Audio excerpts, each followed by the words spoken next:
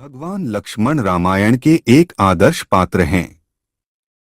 इनको शेषनाग का अवतार माना जाता है। रामायण के अनुसार राजा दशरथ के तीसरे पुत्र थे। उनकी माता सुमित्रा थी।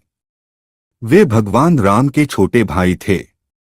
इनकी पत्नी उर्मिला थी, जो कि सीता की छोटी बहन थी। इन दोनों भाइयों राम लक्ष्मण में अपार प्रेम था। उन्होंने राम सीता के साथ 14 वर्षों का वनवास भोगा था। कौशल्या और कैकेयी इनकी सौतेली माता थीं। इन सभी चारों भाइयों की एक बड़ी बहन जो कौशल्यानंदिनी देवी शांता थी। उनके अन्य भाई भरत और शत्रुघ्न थे। रामचंद्र जी को जब उनके पिता दशरथ राजपाट सौंपने वाले थे, तभी उनकी दूसरी पत्नी कैकेयी को उनकी दासी मंथरा ने खूब भड़काया। मंथरा ने कहा कि राजा तो आपके बेटे भरत को बनना चाहिए। इसके बाद कैकेयी ने राजा दशरथ से 2 वर मांगे। पहला, भरत को गद्दी मिलनी चाहिए और दूसरा, राम को 14 वर्ष तक वन में रहना होगा। राजा दशरथ को अपनी पत्नी के वर पूरे करने पड़े।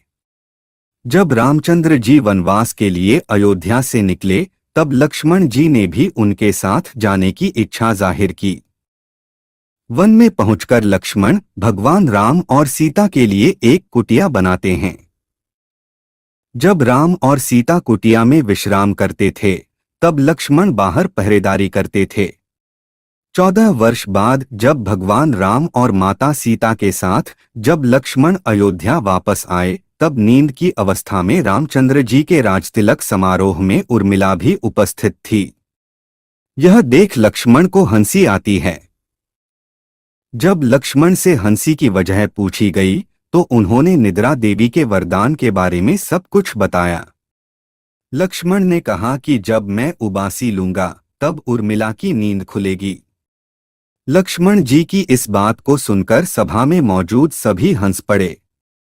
सभी को हंसते देख उर्मिला लज्जावश समारोह से उठकर बाहर चली जाती हैं।